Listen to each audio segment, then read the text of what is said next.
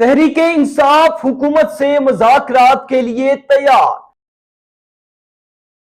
सिराजुल हक भी मैदान में आ गए, अहम मुलाकातें कर दी।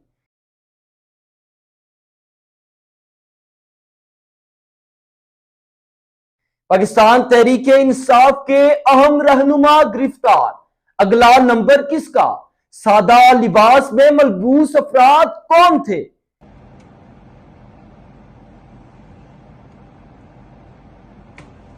जबकि एतजाज एहसन एक बार फिर मैदान में आ गए।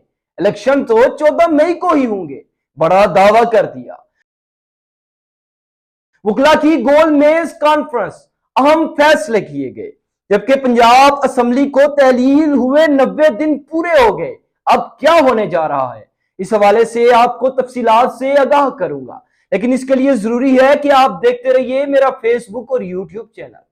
बिस्मिल्लाहिर्रहमानिर्रहीम। तमाम मुहिब्बे वतन पाकिस्तानियों को मेरा सलाम।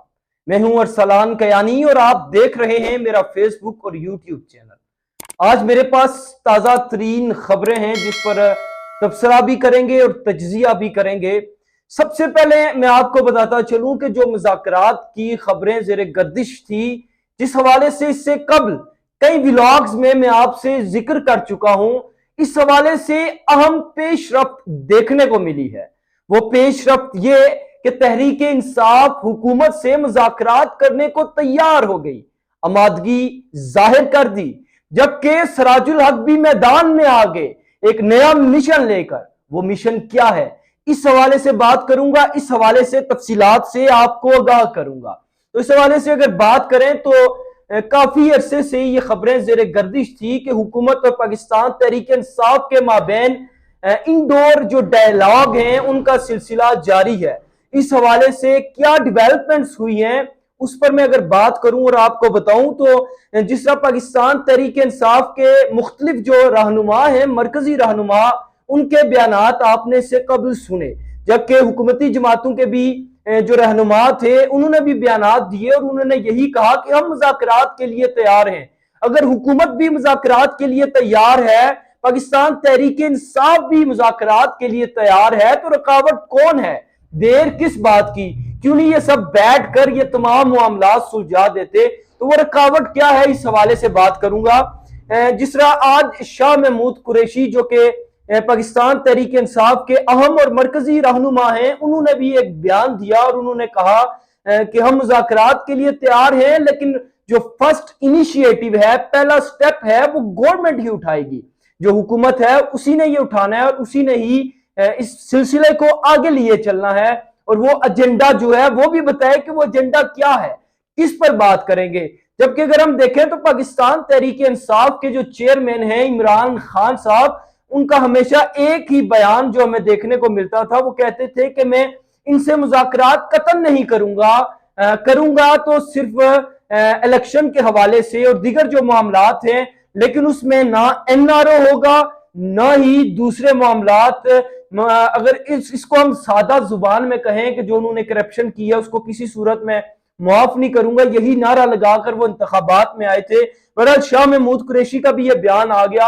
अब बात करें अमीर जमात इस्लामी पाकिस्तान सिराजुल हक की, तो सिराजुल हक मैदान में आ गए और उन्होंने अहम मुलाकातें कर दी। अब वो अहम मुलाकातें किससे की?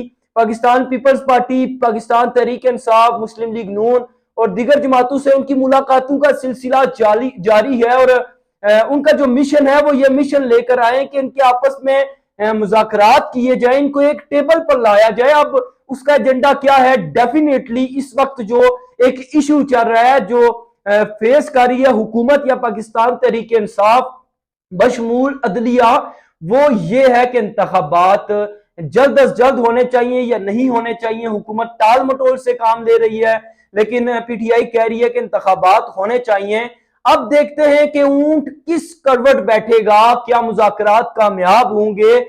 इस वक्त जो पेचीदगी है और ज़हनी तंगदस्ती का शिकार है, ख्वाह हुकूमत हो ख्वाह हो पीटीआई हो, तो क्या इससे वो दूर हो जाएंगे? तो ये इंतहाई अहम जो डेवलपमेंट है अब नेक्स्ट जो कुछ घंटे हैं वो एक इस हवाले से अहमियत के हामिल हैं। अच्छा, दूसरी इंटरेस्टिंग जो बात है उस पर अगर मैं तबसरा करूं तो उससे आपको आगाह करूं कि पाकिस्तान तहरीक इंसाफ के अहम रहनुमा उनको गिरफ्तार कर लिया गया है। एक जानिब मुज़ाकरात का सिलसिला जारी जबकि बात करें तो दूसरी जानिब पाकिस्तान तहरीक इंसाफ के माबैन उनके गिर्द घेरा तंग कर दिया गया है। अली जैदी जो कि पाकिस्तान तहरीक इंसाफ के अहम रहनुमा हैं, उनको गिरफ्तार कर दिया सिंध पुलिस ने। और एक इंकशाफ किया जा रहा है, मुख्तलिफ चैनल्स पर यह खबर चल रही है कि सादा लिबास में मलबूस अफराद जो है वो भी यहां पर मौजूद थे। वो कौन थे, इस हवाले से बात करूंगा। और साथ ही जो पाकिस्तान तहरीक इंसाफ के रहनुमा हैं, इसमें फवाद चौधरी हूं या दिगर हूं, उनके जो बयानात सामने आए हैं, उन्होंने इसको एक इलीगल एक्ट करार दे दिया और उन्होंने कहा कि ये गैर कानूनी फेल है कि बगैर वारंट के और बगैर किसी FIR के कोई जुर्म उन्होंने बताया नहीं और गिरफ्तार करके इस तरह ले गए, जो जुल्म और जबर की एक मिसाल उन्होंने इसको करार दे दिया है। बहरहाल जो इतलात है अब तक तो मालूम नहीं हो सका कि उनको गिरफ्तार क्यों किया गया, लेकिन अब तक की जो इतलात हमें मिली हैं, जो जराए हैं, उनके मुताबिक उन पर करप्शन का एक केस था। 18 करोड़ रुपए की करप्शन का केस कोई फाइल किसी सोसाइटी के हवाले से बताया जा रहा है, उस मुतल्लिक है। अब इसकी तफसीलात जो हैं वो बहुत जल्द मंजरे आम पर आ जाएंगी। इस हवाले से इमरान खान भी सेखपा हुए, उन्होंने भी इसकी मुजम्मत की।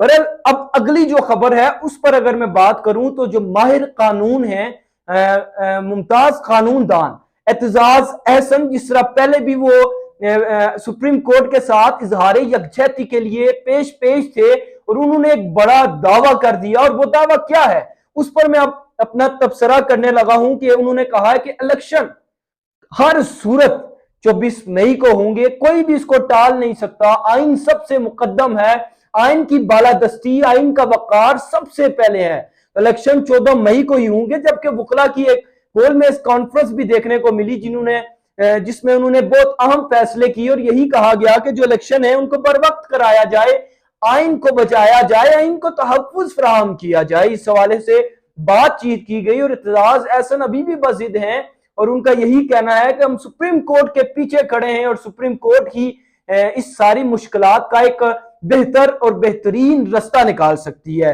जबकि अगर बात करें जो निगरान सेटअप तश्कील दिया गया था बिलखुसूस पंजाब का, उसके 90 दिन पूरे होने को हैं और आईनी जो मुद्दत है वो उसकी पूरी हो जाएगी। तो अगर पूरी हो जाएगी तो क्या वो अपने इख्तियारात जो है उसको यूटिलाइज कर सकेंगे? तो बिल्कुल नहीं। अगर आइन के मुताबिक देखा जाए तो 90 दिन के बाद ये निगरान सेटअप खत्म होने को होता है। तो अब इस हवाले से क्या होगा, 22 अप्रैल तक वजीर आला पंजाब की मुद्दत जो है खत्म होगी। इसके बाद क्या होगा, क्या लाएअमल होगा, इस हवाले से पाकिस्तान तहरीक इंसाफ के जो मुख्तलिफ बयानात हैं वो भी देखने को हमें मिले। उन्होंने यही कहा कि मुद्दत खत्म हो जाएगी, उसके बाद उनका कोई इख्तियार नहीं होगा। निगरान हुकूमत का फकत यही इख्तियार होता है कि वो आए और इलेक्शन जो है वो इलेक्शन का प्रोसेस जो है उसको तरतीब दे और इलेक्शन करवाए। जबकि उन्होंने अदालत उज़्मा से इस्तदा की कि निगरान हुकूमत इलेक्शन कराने में नाकाम हो चुकी है, इस हवाले से भी हिकमत अमली तय की जाए। अब तक की ये ताजा तरीन अपडेट्स थी जो मैंने आप तक पहुंचाई है। अगले व्लॉग में मुख्तलिफ जो डिटेल्स है वो आप तक रखूंगा, लेकिन उससे के लिए ये जरूरी है, ये अहम है कि आप हमारा यूट्यूब और फेसबुक जो चैनल है अरसलान कियानी के नाम से, उसको सब्सक्राइब करें, लाइक करें, अपना फीडबैक दें ताकि आपको मजीद अपडेट्स बर वक्त पहुंचती रहे। इंशाल्लाह अगले व्लॉग में आपसे मुलाकात होगी। इजाजत दीजिए, खुदा हाफिज, पाकिस्तान जिंदाबाद।